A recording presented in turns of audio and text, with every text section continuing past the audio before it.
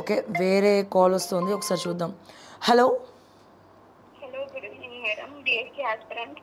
Yeah, good evening అండి. మీ పేరు? నా పేరు మాధురి మేడం.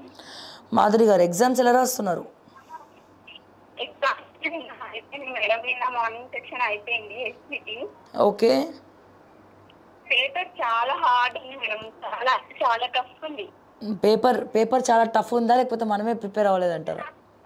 ఆ, మా వాళ్ళు ఫస్ట్ టు 10th అన్నారు. కాకపోతే ఫస్ట్ టు 10th అంటే స్టార్ట్ కదా మేడం.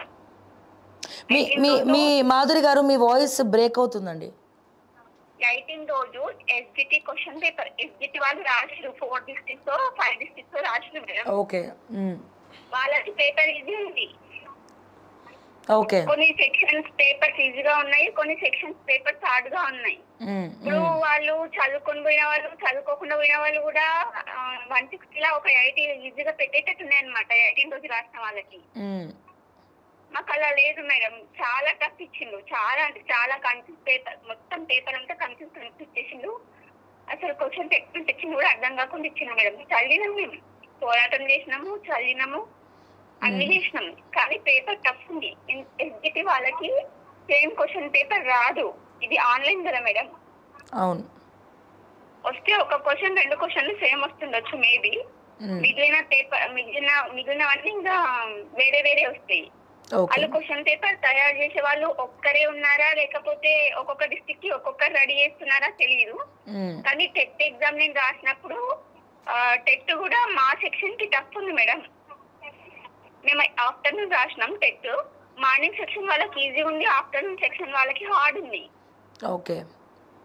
ఇప్పుడు నిన్న మేము డిఎస్సి రాసాము, మార్నింగ్ సెక్షన్ ఫుల్ హార్డ్ ఉంది. అంటే మీకు ఎట్లా తెలుస్తుందండి మార్నింగ్ హార్డ్గా ఉంది, ఆఫ్టర్నూన్ ఈజీగా ఉందని ఎట్లా క్యాలిక్యులేట్ చేయగలుగుతారు? అంటే వీళ్ళు ఎగ్జామ్ రాసి వెళ్ళినాక యూట్యూబ్ లో క్వశ్చన్ పేపర్స్ వాళ్ళకి ఏవేవి గుర్తున్నాయో అవి రాసి పెడతారు. కొంతమంది యూట్యూబ్ లో అకౌంట్ తీసుకుంటారు కదా మేడం. అవును అవును. ఇంకోటి పీజీఆర్ స్టడీస్ అని, కేశవరావు సార్ అని వాళ్ళు కూడా లైవ్ కాంటాక్ట్ తీసుకుంటారనమాట వాళ్ళ స్టూడెంట్స్ తోటి. ఓకే. పేపర్ ఎలా వచ్చింది, ఎట్లా వచ్చింది, నెక్స్ట్ దాంట్లో వాళ్ళకి కొంచెం ఏవచ్చినాయి ఏ రాలేవు వాళ్ళకి యూజ్ అవుతుంది చెప్పమని వీళ్ళు కాల్ చేస్తే లైవ్ కాల్లో వాళ్ళు చెప్తారు. అట్లనే కొంతమంది క్వశ్చన్స్ గ్యాదర్ చేసి రాసి యూట్యూబ్ లో పెడతారు మేడం. Okay okay. ఇప్పుడు ఫైనల్గా మాధురి గారు, మీరు ఏం కావాలని ఫోన్ చేశారు ఇప్పుడు? టెట్ కూడా నార్మలైజేషన్ చేయాలి, డిఎస్సి కూడా నార్మలైజేషన్ చేయాలి మేడం. ఓకే, టెట్ నార్మలైజేషన్ చేయాలి, డిఎస్సి నార్మలైజేషన్ చేయాలి. ఇప్పుడు రాసిన ఎగ్జామ్స్ క్యాన్సిల్ అయినా సరే మాకు సంతోషం, ఇంకొకసారి పెట్టినా సరే. ఓకే, ఆల్రెడీ కోర్టులో కేసు వేశారు కదా, మళ్ళీ ఫ్రెష్ కేసు కూడా ఇంకోటి 25 మంది 25 మెంబర్స్ ఆస్పిరెంట్స్తో కేసు వేశారు. నిన్ననే మనం కాల్ కూడా తీసుకున్నాం. అశోక్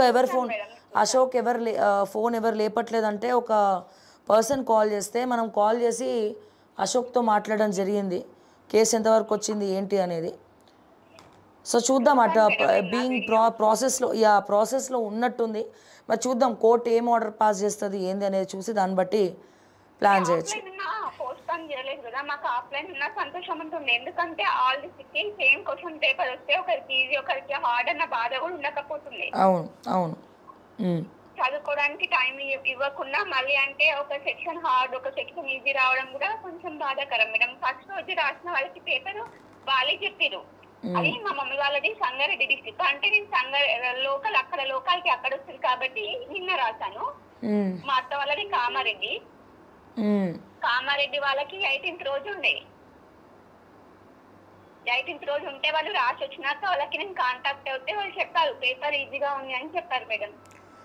ఎస్, ఓకే మాధురి గారు. సో చూద్దాం, ఒక 3-4 డేస్ ఆగినాక మరి కోర్టు ఏం తీర్పిస్తుంది ఏందనేది చూద్దాం ఒకసారి ఈ లోపల.